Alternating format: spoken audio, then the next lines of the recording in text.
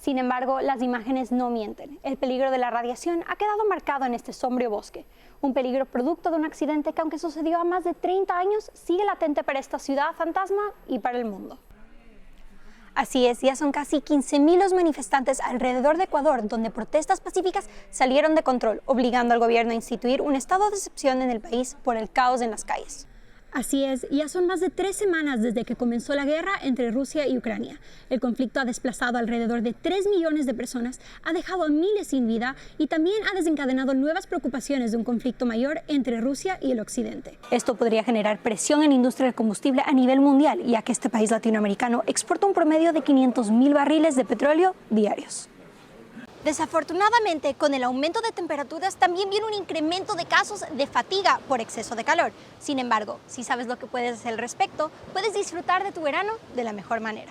La vista desde acá arriba es absolutamente espectacular. Podemos ver Brickell y también Biscayne Bay, un sitio absolutamente romántico para los que quieran celebrar el Día de San Valentín o quieran celebrar el Día Nacional de la Rueda Moscovita. Tiene que ser uno de mis vinos favoritos que he probado. No estoy mintiendo. Gracias. No estoy mintiendo. No me estás mintiendo. Bueno, a ustedes en casa, ¡salud!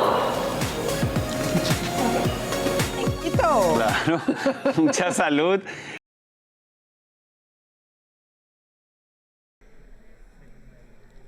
Así es, ya son más de 3 semanas desde que comenzó la guerra entre Rusia y Ucrania. El conflicto ha desplazado alrededor de 3 millones de personas, ha dejado a miles sin vida y también ha desencadenado nuevas preocupaciones de un conflicto mayor entre Rusia y el Occidente. ¿Pero por qué Vladimir Putin invadió a su vecino soberano? Una mirada a la historia entre estos países podría ayudar a explicar algunas de sus motivaciones. Empecemos unos 100 años atrás. En 1917, nacionalistas ucranianos declaran su independencia del Imperio Ruso bajo el nombre República Popular de Ucrania. Sin embargo, en 1922, la Unión Soviética toma control sobre el territorio y este se convierte en la República Socialista Soviética de Ucrania.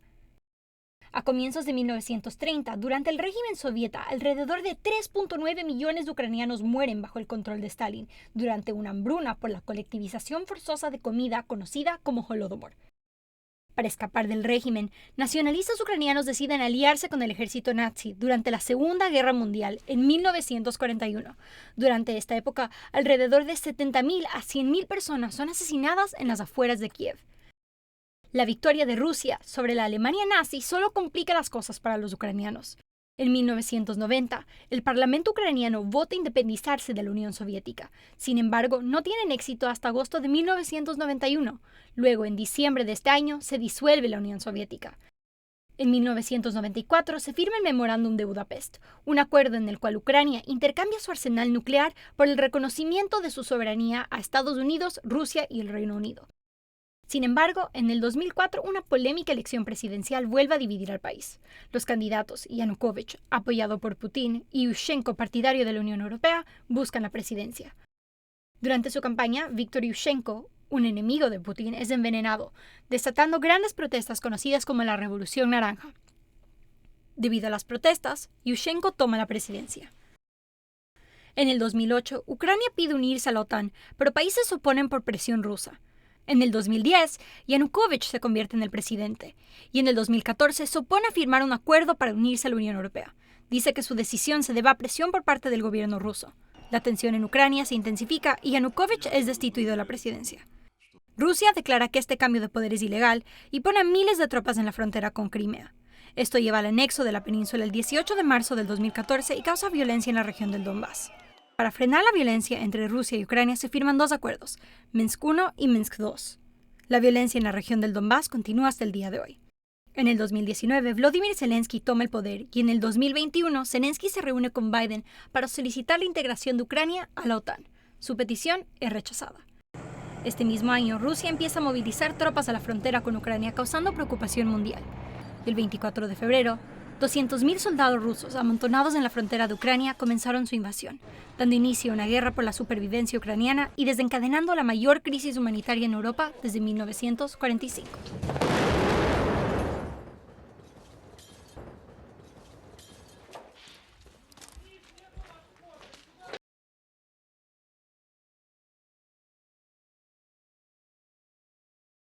Así es, el Ministerio de Defensa de Ucrania ha comentado que la entrada de Rusia al Bosque Rojo fue parte de una estrategia militar para el ataque de Kiev. Sin embargo, las complicaciones por la entrada al Bosque Rojo de Chernóbil causan preocupación mundial. Pero, ¿por qué causó tanta preocupación la entrada de soldados a un parque nacional? Primero, porque es una de las zonas más radioactivas del mundo. Habitantes de Pripyat, parte de la Unión Soviética, hace 36 años presenciaron uno de los peores desastres radioactivos a causa de la explosión del reactor nuclear. El Organismo Internacional de Energía Atómica dice que durante el incidente 31 personas perdieron su vida inmediatamente, pero más de 4.000 sufrirían las consecuencias del envenenamiento de la radiación a futuro. La explosión en el reactor nuclear se debió a un error humano durante una prueba de seguridad que intentaba verificar si podían mantener el reactor frío en caso de una falla eléctrica. Sin embargo, la prueba no fue exitosa y causó una explosión que dejó expuesto el núcleo del reactor, que empezó a liberar radiación a países vecinos. Hasta ahora, restos de radiación permanecen en los entornos de lo que alguna vez fue una ciudad llena de vida. Restos que dormían en lo que ahora se conoce como el Bosque Rojo, debido al color de la vegetación muerta a causa del envenenamiento por radiación. Cuando los soldados rusos entraron en esta zona de exclusión, cavando trincheras, construyendo fortificaciones, empezaron a levantar polvo radioactivo que se pudo detectar en países vecinos, causando preocupación sobre la liberación de este al medio ambiente. Recordemos que el envenenamiento por radiación es sumamente peligroso, causando síntomas como náusea, vómito, aumenta la propensión a cáncer en el futuro y en muchos casos muerte. Trabajadores que viven en la zona del reactor han dicho que los soldados rusos entraron sin el equipo necesario para protegerse de la radiación y que ya estaban sufriendo de sus efectos. Los soldados rusos ya han evacuado de la zona, pero se desconoce su estado médico. Sin embargo, las imágenes no mienten. El peligro de la radiación ha quedado marcado en este sombrío bosque. Un peligro producto de un accidente que, aunque sucedió a más de 30 años, sigue latente para esta ciudad fantasma y para el mundo.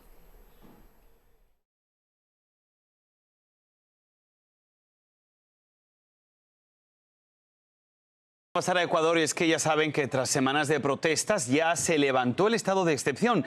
Sin embargo, hay quienes todavía continúan en la lucha. Pero la pregunta es, ¿qué está en riesgo si estas manifestaciones no paran? ¿Y cuáles son las noticias más recientes? Emi Darquea nos responde a estas dudas. Es el día número 15 de las violentas protestas que han sacudido a todo el Ecuador. Muchos de los gritos en las calles han cesado gracias a la respuesta de policías y militares por parte del gobierno de Guillermo Lasso. Aunque el estado de excepción ha sido levantado, muchas de las calles continúan cerradas y expertos estiman que el Ecuador ha incurrido unos $500 millones en daños debido a las manifestaciones. Pero, a pesar que muchos dicen que las protestas han terminado, dirigentes de la Confederación de Nacionalidades Indígenas del Ecuador dicen que este paro aún no termina. Esta lucha continúa por nuestra dignidad, por los resultados. El gobierno de Lasso ha respondido a algunos de los pedidos de los protestantes, como reducir el costo de la gasolina. Sin embargo, en un comunicado, la CONAIE ha respondido que esto no es suficiente por parte del presidente Lasso, quien ha respondido acerca de los delitos que se han cometido en su país. Escuchemos. Para los que no quieren dialogar, no insistiremos, pero tampoco podemos esperar para dar las respuestas que nuestros hermanos en todo el Ecuador tanto ansían. Durante estos días, nuestro país ha sido objeto de múltiples actos de barbarie y sabotaje. Ninguno de estos delitos quedará en la impunidad. A la misma vez, los paros amenazan la producción petrolera del Ecuador debido a los continuos problemas con los manifestantes. Esto podría generar presión en la industria del combustible a nivel mundial, ya que este país latinoamericano exporta un promedio de 500.000 barriles de petróleo diarios.